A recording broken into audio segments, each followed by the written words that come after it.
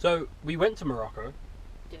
Spent about a month there, and then came back. And there's a lot of things we would have liked to have known before going to Morocco Yes. that we didn't. So we thought we'd make a video detailing everything possible that we can think of. Getting in, getting about, Day to day. day to day, what to expect, How to deal with it. how to deal with it. So we'll break it down into sections. The sections will be time-stamped in the description Okay. below this, so you can jump to whichever bit's relevant. Obviously this is coming from the point of view of one British citizen, one British Pakistani citizen, Yes. driving into Morocco in a camper van with pet, With that thing. with this thing here. So the first thing, getting in. Now we found out this place by accident.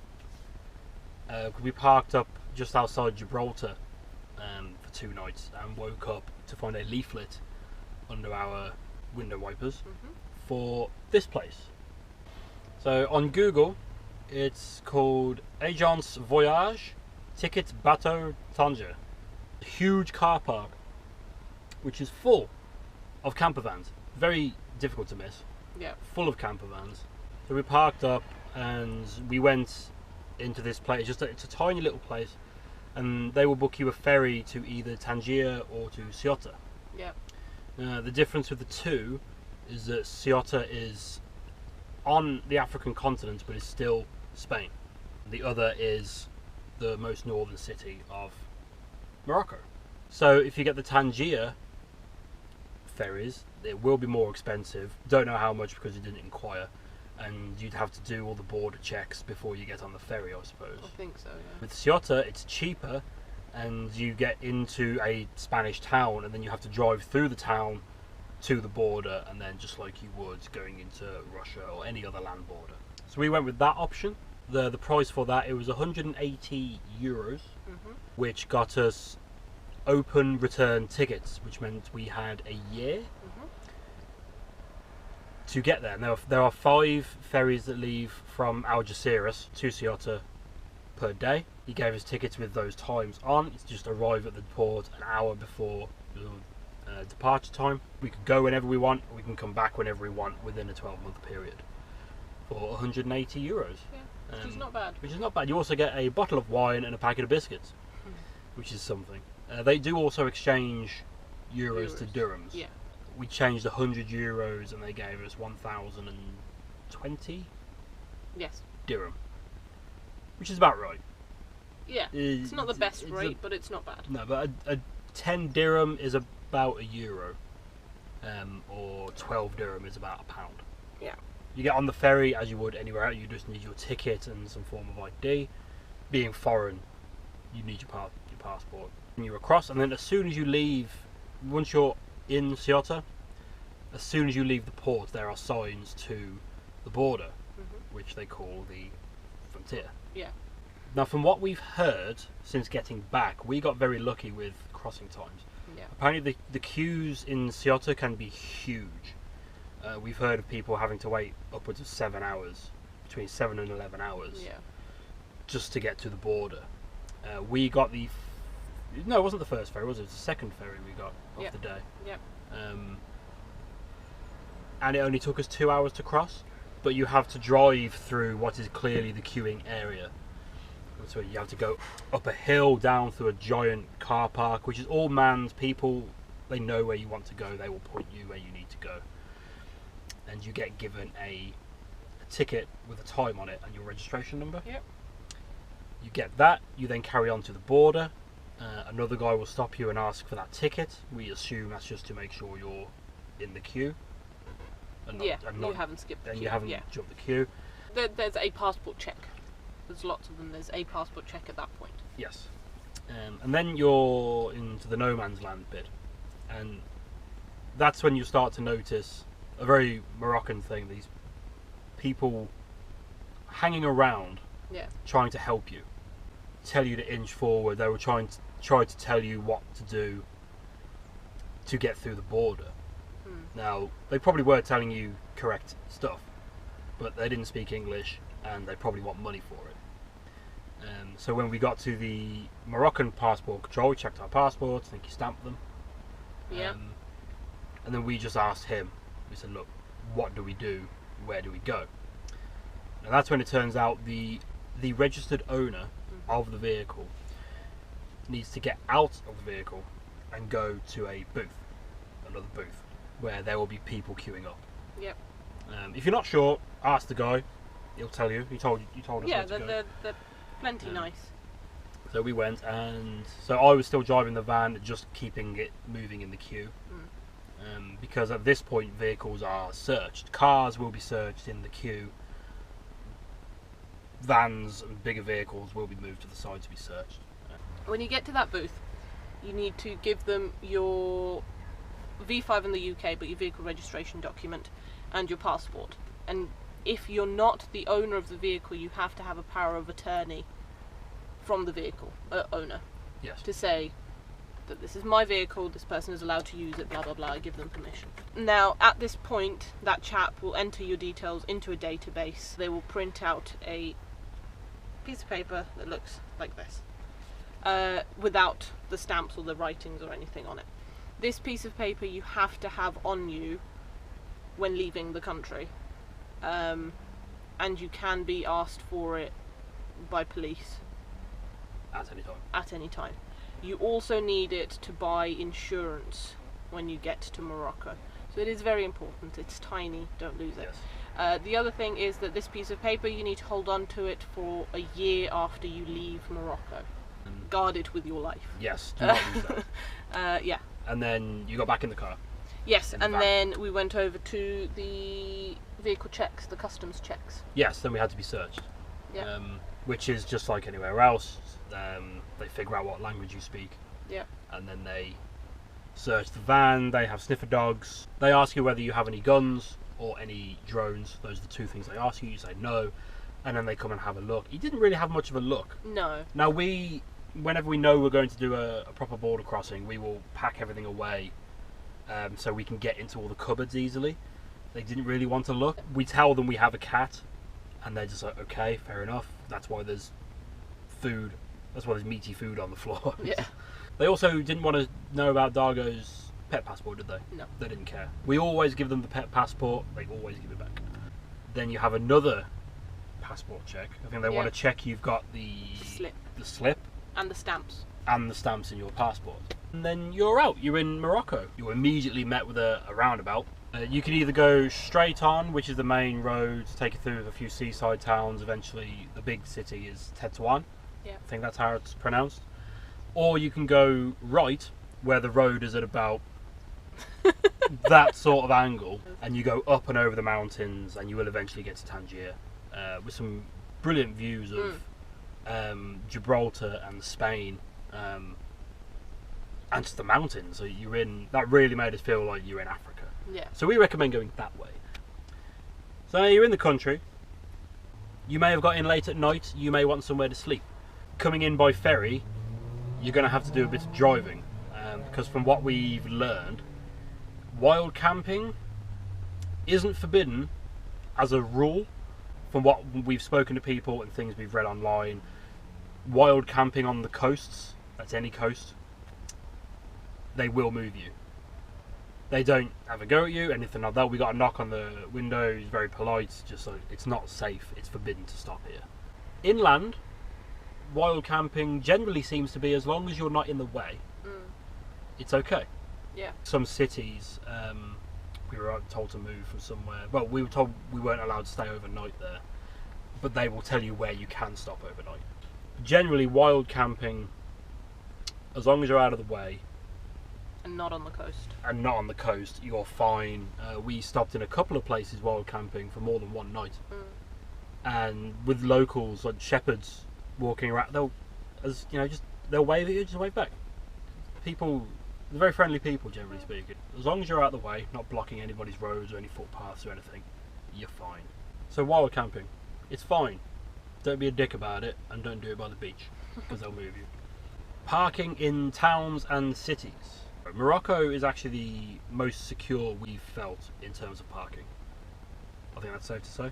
Yeah, definitely. Generally speaking, you can park anywhere. You can just pull up on the side of the road and park. Roads have very loose rules. As long as you're on the right side going forward, that's pretty much the only rule. But if you want to park your car, you will see sometimes one guy, sometimes multiple guys with high-vis vests. Sometimes it's just on the side of the road, sometimes it is actual car parks. You pull in, some of them will usually guide you to a space where you can park. When you leave, you tip them. If you want to spend the night in the car park, just ask them. Usually they say yes. Sometimes they say no, and that's when they'll tell you where you can go. But we found 10 or 20 dirham It's plenty. is more than enough. They're not expecting that much. No. We have heard of people getting upset, shall we say, with these parking attendants, because they're not official guys. No. Most of the time. No. They're just dudes in a high vis. But that doesn't mean that they're not going to look after your stuff if you pay them a little bit. Yeah. You know? We managed to get city centre parking in the major cities. Yeah, in all of them basically, isn't it? There's no parking fees. So you tipping these guys £1.50, that's instead of buying a ticket. And there's a guy there looking after your car for you. Yeah. So don't look at it as people scrounging, just trying to make money off people. No, you're paying them to keep an eye, just to be there as a deterrent for £1.50. Yeah. I say in Casablanca, we got parked directly opposite the Hassan II mosque. Yeah. And we gave the guy 20 dirham, which is about £1.50. Yeah. It's very, very cheap. That's also worth keeping in mind if you go to Marrakesh. we drove to Marrakesh, and they tried to charge us 225 dirham to park for the day. Not overnight, just for the day. Marrakesh is the tourist hotspot. It's the big city everybody goes to. They know that tourists don't know what their money's worth. But specifically talking about parking, they will try and get about 200. The second guy wanted 100 dirham off us, Yeah. which is about £10. You tell them no, they'll ask you your maximum, they'll try to haggle with you. If you get in your car to leave, they'll come down. Yeah. They'll come down to what you want. We've got them down to 25 dirham. Also with the towns and cities, there are no emissions charges and there are no congestion charges, so you can drive into the middle of the cities and park wherever you find parking. Yeah.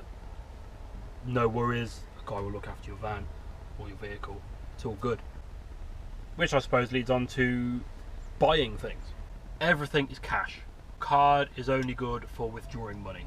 Even the car insurance Yeah. was cash. Painting the van, getting work done, was cash. Cash is king. Most you can withdraw from a cash point at any one time is 2,000 dirham, but that will last you a good long time. Always have cash on you.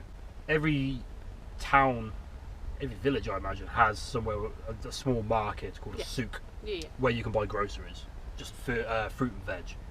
How it works, you go in, you just have a look at what all the different guys have got. They will all have plastic tubs, big plastic buckets. Yeah. You get a plastic bucket, you fill it up, they weigh it. The scales will display how the weight of it and how much that comes to, so you can see how much they're going to charge you for. And you can get, it's very cheap, isn't it? Yeah. You can get a week's worth of fruit and veg for less than a fiver. Yeah. We didn't go to any butchers or anything like that, No. but I imagine you just go tell them how much of what you want. Yes. Get that. Obviously, buying things that this does involve more communication with the parking attendants. Most people speak basic French. Most people will speak a level of French. Yeah. Obviously, Arabic is the first language. French is a very common second language. So just communicating prices, what you want, things like that. If you can speak a bit of French, you're good. Other than that, it's just gesturing. Yeah. Everything else is open to negotiation. Other than fuel. Other than fuel. The difficulty comes when you don't know how much something is worth. Best example when we went to buy my jalaba, Yeah. big winter coat thing. Thing. The guy wanted, I think, 700 or 800 dirham. Yeah, I think it was about 8. About 800 dirham, which is about £80, just shy. And you think that's too much. And then he asks, well, what's your maximum? And that's where they always go. Yeah. They want to know what your maximum is. But then they won't come down to your maximum. No. So always say less than your maximum. Yes. Now I did manage to get him down to, I think it's 500, wasn't it? But then I then looked up online how much a jalaba should cost, and the best I could get was between 300 and 2,000 dirham. Not a great example. If you know what you're going out to get, try and do research before, or just have a look at other shops. Like we bought a couple of little cups in Essaouira, and they were labelled as 15 dirham each. So when we saw the same things in Marrakesh for, I think it was 70, well, that's too much. But if, like us, you're spending a little while in Morocco and you've been to quite a few souks, you start to gain an idea of how much things cost. And unless something is particularly unique, you are bound to see it across the country. Yeah. So don't worry about just buying things on the spot right there and then. The other thing to consider when bartering as well is how much are you happy. You can get hung up on how much is this worth, but you don't know that. If you have no idea how much it's worth, then how much are you happy to spend on this? Yeah. So that big winter coat thing I got, made out of camel wool. It's handmade. Full length, it's handmade, it's got a hood, it's got sleeves. I got it for about £45. I was happy to pay that much for it. I have no idea how much that would be somewhere else. We saw them going for varying amounts. But I was happy with how I bought it, and it's difficult to try not to get hung up on whether you got ripped off or not. Just whether you were personally happy with how much money you spent on that thing. Especially out in the sticks, on the smaller roads outside the villages, people are just selling whatever it is they grow. Whether it's juice, whether it's oil, whether it's fruit, whether it's crockery. These are the cheapest places, and these are the people that really need your money. That's not to try and guilt you into going there, but we got a tagine pot there for 50 dirham. Yeah, so that's like £4.50. £4.50 for a big crockery pot. Yeah. But these aren't businessmen. These are just people selling the surplus or selling what they've created just on the side of the road. And it can be fairly daunting to just pull over and walk up to, this little stall in the middle of nowhere. You aren't under pressure to buy it. No. At all. No. Eating out at restaurants or cafes, because it's cheap. It's so cheap. It's so very nice and cheap. The way it works, you just go in and sit. You sit yourself down. A waiter will notice you come in, and he will bring a menu over to you. Then leave you for a bit so you can make a decision. After that point, it's all the same. Then you make a decision, he'll go away, he'll bring you your food, but then he won't come back. You either have to wave them over, or, which I ended up doing a few times, just approaching them, and they will have a ticket of how much you owe, what you've had, things like that. When asking for the bill, l'addition, s'il vous plaît, seems to work perfectly fine. Yes, they don't know what a bill is. No. But l'addition, s'il vous plaît, works. Anything more, I think, than 200 dirham for two people for a 3-course meal and drinks is expensive. We were averaging around between 160 and 200, and that's for starters, mains, dessert, and a drink each. If you're paying more than 200 dirham for a full large meal, then it's a more expensive place. Marrakesh, again, very expensive. Marrakesh is very expensive. Marrakesh, you'll pay over 100 dirham just for a starter. Yeah. If you're in Marrakesh, look for where the locals are eating. Yeah. Those are the cheap places. Yeah. Well, those are the reasonably priced places. They don't expect tips. If you want to tip them, that's nice. They're nice. Happy with it. You give someone 10 dirham, they're very grateful for that. Campsites and hotels. Any campsite or hotel that you stop at, you will need your passport. They all have the same form you need to fill in. Yeah. You have to fill in your passport number, where and when it was issued, a few details from yourself. They also want to know where you've come from and where you're going. This is a standard form everywhere. It requires you to fill this in. Even the Airbnb we stopped at. Yeah, that's campsites, campgrounds, hotels, Airbnbs, things like that. Yeah. If you're paying 120 dirham per night for a camper van, 2 adults, and you get your electric hookup. If there's Wi-Fi, if there's showers, toilets, laundry facilities, that's a good price. You're paying 120 dirham a night for everything, all included. That's a good price. Most places will charge per service you want. So a lot of places will charge based on your vehicle. So if you're in a car with a tent, it's one price. If you're a camper van, or if you have a caravan, those are different prices. Then they charge per person, and that's adults and children. If you want electric, that will cost you extra. Things like that. Not all of them have drinking water, especially right out in the sticks. The word for drinking water in French is potable. Like potable, like the water is able to put in a pot. It's potable.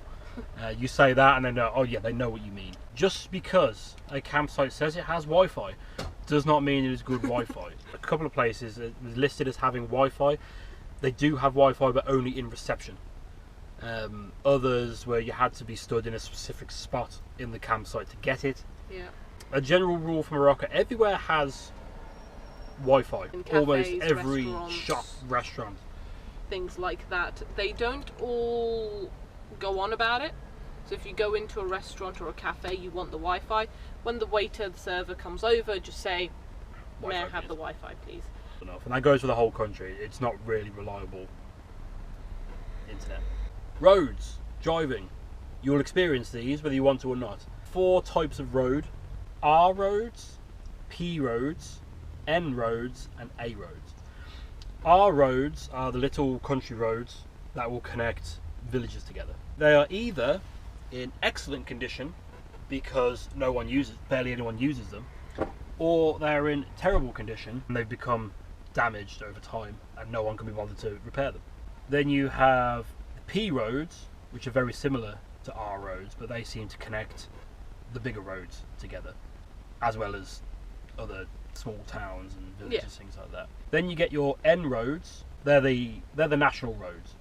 These will connect cities together. These are all single carriageway, but just because these are the main roads does not mean they are kept in good condition. There are several lengths where they are single carriageway, so you have one lane going each way, but there's only enough tarmac for one car. The rest of it is worn away.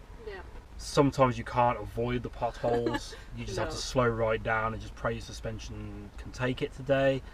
Other ones, you'll be driving, they'll just be, the tarmac will basically not be there, and you'll see people have actually gone around because it's smoother just to go in the dirt and get back on the road. You could put in a route on Google Maps and it will tell you it will take 2 hours. For safety, add another hour onto that, because Google has no idea what the state of the roads are in. It can really slow you down. When you're driving on roads like that, just go slow, just be careful, because especially if you're in a car, because we're quite high up, when you're in a car and you get that road glimmer, you can't tell when the road condition worsens. So just be careful, just drive sensibly and you'll be fine.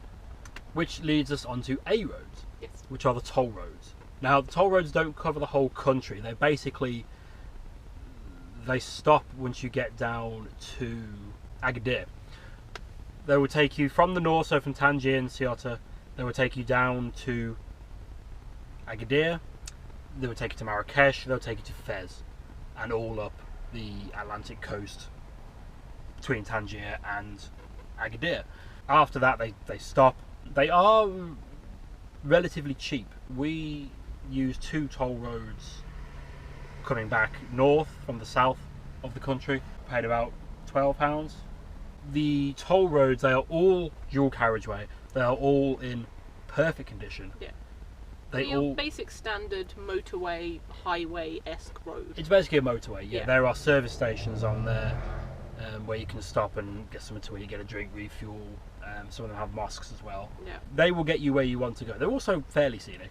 They're just more boring to drive than other roads. If you're not in a rush, I wouldn't recommend taking them. But if you have a lot of distance to cover, it can really shorten the day. Driving just in the outskirts is okay. It's manageable. People will give way, people are sensible, it's fine. Driving in the cities and closer to cities is far more hectic if you come from the UK or America or somewhere like that, somewhere where... The West. Yeah, because in Morocco you do have donkey carts just crossing central reservations. You have people just pulling out on you, people just pulling up in the middle of the road to chat to someone. The general rule of thumb is that Moroccans are friendly enough to not mind people doing that. They will just make their way around you. So you just make your way around them. Nobody gets angry, nobody gets upset, there's no road rage. If you do hear a horn and you think it's at you, they're not having a go at you. They're just letting you know that they're coming round, or you're drifting, or something. It's just a pay attention sort of thing. Yeah, it's just I'm here kind of a thing. We're in a van, and driving through cities, the best thing to basically do was stick to a lane, drive at a steady speed that isn't too fast. People will go around you if they have to. It's fine. I mentioned Google Maps. Google Maps does not work the same way as it does in Europe. We believe it's just a Morocco thing. Google doesn't like Morocco. Yeah, Google doesn't seem to like Morocco. So you can go on Google, put your destination in, but it will not follow you, will not tell you, turn left in 200 meters or whatever. It will just show you the steps in a list. Which is fine, that works, and it still updates the little blip on the map so you can see where you are. You can't just set your phone up and leave it. That said, there don't seem to be any laws in Morocco about using your phone while driving. So you could cycle through if you wanted, but no, Google Maps does not work as you'd expect there. There are plenty of other apps out there for you to try and use. But we found Google Maps is still the most accurate. Yeah. When you are driving, keep your driver's license and passport on you at all times. There are police stops and checks everywhere throughout Morocco, mainly around like the main cities and big towns. Yes. There aren't so many out in the sticks, but they are everywhere. You get two types. You get one where you just have to slow down, and that's slow right down to like 20 kph. And the other one is a stop. So that's when you see traffic building up a little bit because every car stops. If they're going to let you through, they'll just wave you through. Sometimes though, they can have speed cameras. If that happens, they will ask you for your vehicle registration, your insurance, your license and your passport. They fill in a form, the fine is on the spot, and it's 150 dirham. If you don't have your license on you, then that's another 150 dirham. Yes. Other drivers might flash you if there is a police check coming up.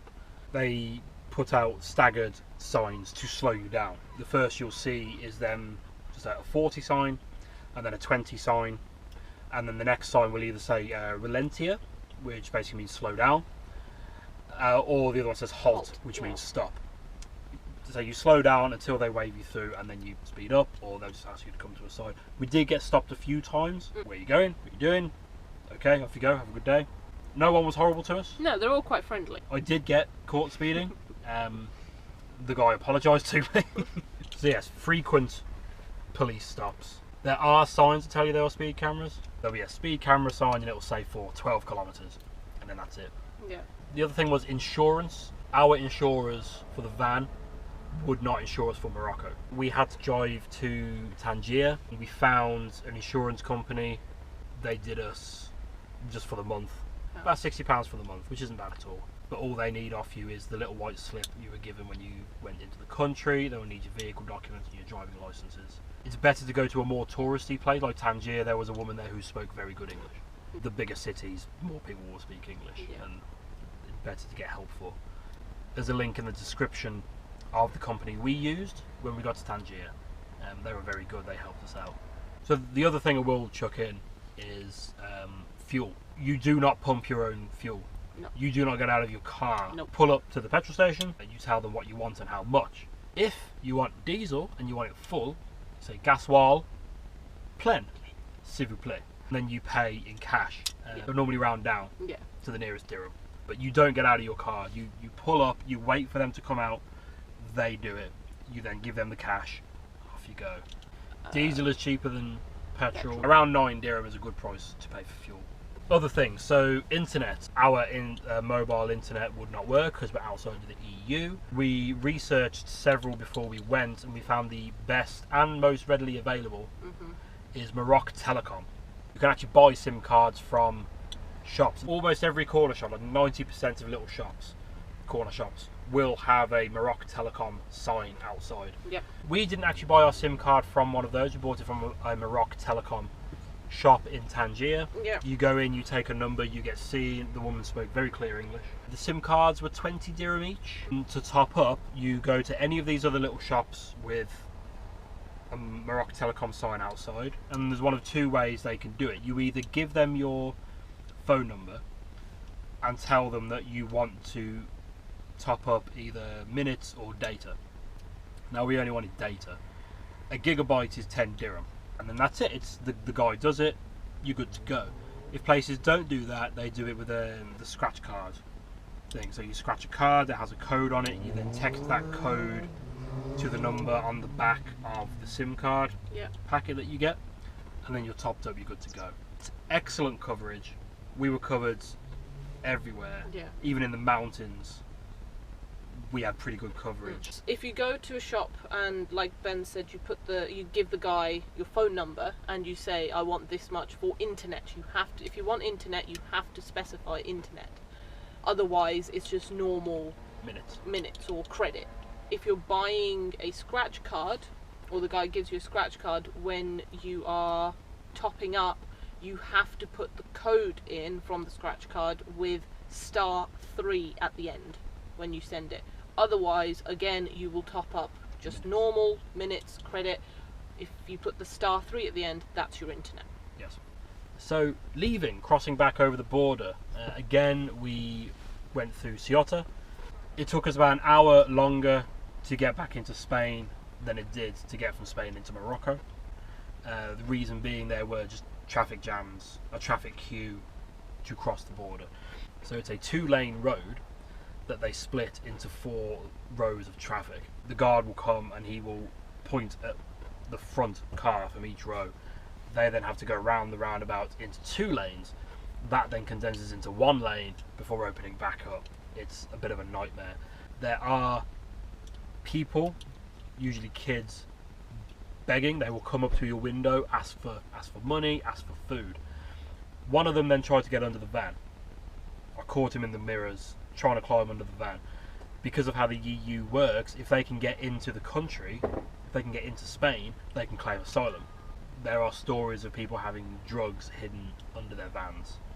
If you do stop near any of the ports in Morocco the night before a ferry, for example, stay in a proper secure place, because there have been stories of people staying in car parks, staying in slightly more open places, and people hiding drugs in their van. Yeah. So just be vigilant, keep an eye out. So we sit in the traffic, like I say, the 4 lanes condense down to 2, which then eventually condenses down to 1. Then you have a passport check, and then you go through, and then then there's 4. It opens up then to several lanes with the booths at the end of them. That's another passport check. Once you're through there, you then get searched. It was a slightly more thorough search than on the way in. We didn't get asked about guns or drones. We got asked about drugs though. Did we? Yes. Oh, okay. The chap asked me if we had any drugs, and I said no. They were very friendly, but they came in, they had the sniffer dogs again. The guy wanted to look at some of the cupboards. He was banging on the ceiling, see if we had anything rattling around up there.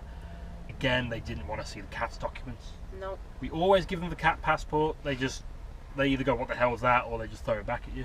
Before letting us through, the chap did take my passport and that little slip. He went away with it and he came back with it stamped and he signed it. I think it's a sign or something. He wrote something on it. And then now we have to keep that for a year. Yes. You get to the Spanish side, give him the passports. He did want to see the cat's paperwork. Yes. It took a lot of time, a lot of money, and it took until now, trying to get back into Spain from Morocco, until someone actually wanted to see the paperwork. 4 months into the trip. Yeah. He came in, he had a look, not as thorough a search as the Moroccans. No. And then that's it, we were in. And then we went and got the ferry. Yep. The job's a good one. Other things, especially in the cities, the touristy cities, as soon as you take a camera out, you will be approached. People will want to guide you. They want to take you places. Now, some places, we found in Marrakesh, people were they heard us speaking English, and they will just tell you this is how you get somewhere. Other places, people will try to lead you there. Now, they're not going to lead you down an alley and mug you. No. But they will try and take you there, and they want to be your guide, because then they will ask for money off you. You say, La shukran, no thank you, and just keep saying that. They are persistent. They can be persistent, rather. Not all of them are. So, no thank you, La shukran, no, don't know. But it's literally like I took my camera out in Tangier and someone with a clipboard was trying to get me to sign up to some expedition.